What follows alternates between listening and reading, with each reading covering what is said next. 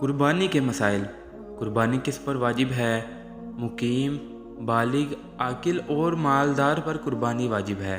مالدار سے مراد وہ شخص ہے جو نصاب صدقۃ الفطر کا مالک ہو، یعنی اس کی ملکیت میں 7.5 تولہ سونا یا 52.5 تولہ چاندی یا نقدی یا اشیاء ضرورت کے سوا کوئی چیز اتنی مالیت کی ہو جو 52.5 تولہ چاندی کی قیمت کو پہنچ جائے۔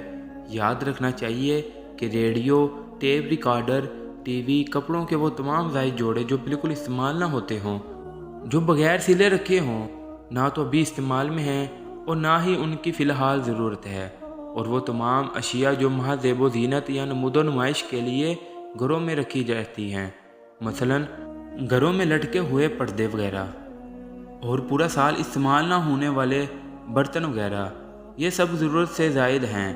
وجوب قربانی کے لیے ان سب اشیاء کی قیمت لگائی جائے گی۔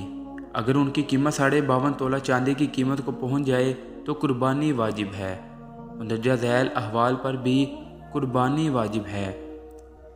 رہائش مکان کے علاوہ دوسرے مکان یا پلاٹ کے مالک پر، ضرورت سے زائد سامان جس کی مالیت تقریباً 38,000 کو پہنچ جائے، تعلیم کے لیے رکھی ہوئی فیس پر جس کی مالیت تقریباً 38,000 کو پہنچ جائے، جہیز کے لیے موجودہ رقم یا سامان جس کی مالیت تقریباً 38,000 کو پہنچ